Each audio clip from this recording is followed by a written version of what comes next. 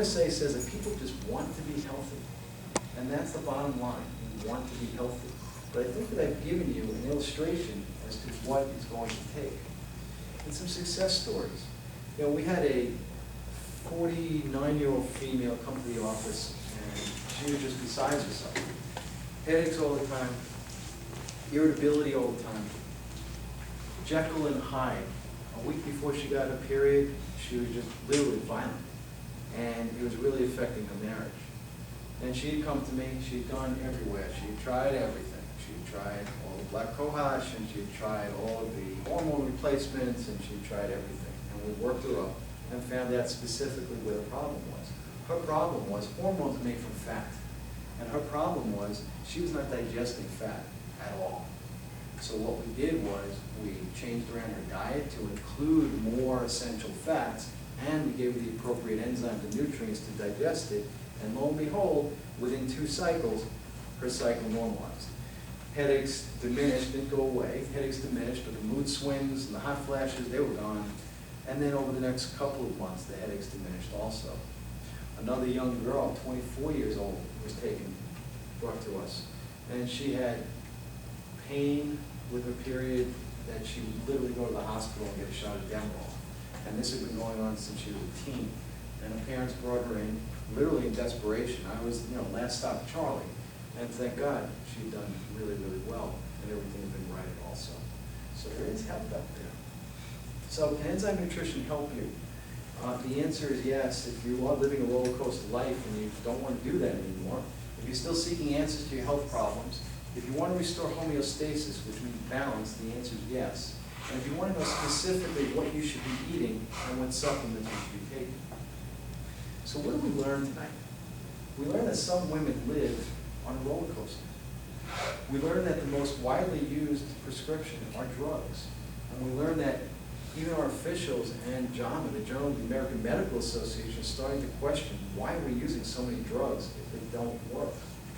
We learned that we have a bank account, if you will, a bucket, if you will, and we either are making deposits into that, and that's our storehouse of energy, and that's our storehouse of how we're going to heal and prevent things in the future, or we're making withdrawals out of it. If we don't fill that bucket at any stage of life, we've got a problem. And most women struggle their entire life to fill that bucket. Most women play catch-up ball their entire life. We learned that enzyme deficiencies show up as chronic degenerative diseases. What that means is this. When you have a vitamin deficiency, if you don't take enough vitamin C or get enough vitamin C, you're going to develop a condition called scurvy. Your teeth are going to fall out of your head. You're going to start to bleed. That is very identifiable. But when you have enzyme deficiencies, they don't show up. They show up as vague symptoms of gas, of bloating, of I don't feel well, of I have some fatigue. They're very, very vague until you end up with a chronic degenerative disease. By definition, heart disease, cancer, stroke, diabetes, these are chronic degenerative disease processes, osteoporosis, arthritis. We learn that you must take into account the digestion and utilization of the great diet that you're eating or the great supplements that you're taking. And we learn that popping and praying is definitely not the way to good health and good nutrition. We learn that functional digestive nutritional testing, using test procedures that are reliable, reproducible, and measurable, really should be the primary way of figuring out what you want to do nutritionally. We learn that we as individuals are responsible for our own health. If you're going to wait for your insurance company to pay for something, or if you're going to wait for your government to pay for something, Houston, you've got a big, big problem ahead of you. It's not working. It's not working. Look around us. We are a nation of overweight, heart attack prone, osteoporotic, arthritic people. Our productivity as a nation is down as a result of that. Our expenses are through the roof. We can't do that. So if we're going to wait for our government to take care of us, we got a problem. We need to do it on an individual basis. We need to make that commitment to ourselves, and it starts one person at a time. Prevention is so much less expensive than getting sick. Give you an example of prevention. Here's a patient who was told that he needed to get his thyroid removed.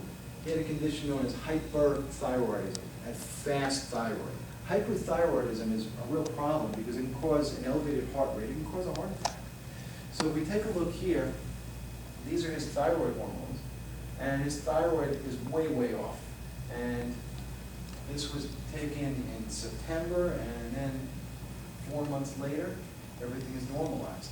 He was told that he should have surgery to remove his thyroid, or he should drink radioactive iodine to kill his thyroid. That's what they recommended. And in 4 months, he was fine. Why was he fine? Well, let's talk about the thyroid for a second. Remember what I said to you? You need to know what's wrong. You need to diagnose.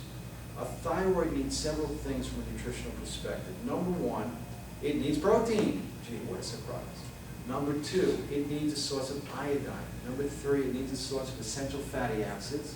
And number four, it needs a source of calcium. If any one of those constituents are either diminished, out of balance, not there, you're going to have a problem. You're going to get a problem to the organ. So his problem was twofold. Number one, he did not have enough protein. He ate it, but he didn't digest it. And number two, as a result, he was not getting enough calcium. Iodine we get through the diet is never a problem. And there's enough fat typically in the American diet that that's not a problem. But my point is that something so simple of figuring out what the normal physiology is, medicine just discards, and they just want to yank it out. So very, very important to get diagnosed. Another patient, she's a type 2 diabetic. She was on insulin. She, cholesterol was off. Her diabetic numbers were through the roof. And this was taken in September. And 1 month later, everything was normalized. And this was the beauty part, right here. This is glycosylated hemoglobin. That's the measurement of diabetics. What we want to do is a diabetic needs to be 7 or below. That's considered that excellent control. She was at 7, okay, off of her insulin. So you have an opportunity. Can we turn on the lights, please? Mm-hmm. What I'd like you to do is if you take out that yellow sheet in your packet, and there's a, if you take out that yellow sheet, it's a seminar evaluation sheet. And if you could just go through that evaluation and let me know how I can better this program in the future. And you have an opportunity. If you want to come in, what I do is I make it available to you. Our normal fee is $350 for a consultation. Because you've come here and have been educated,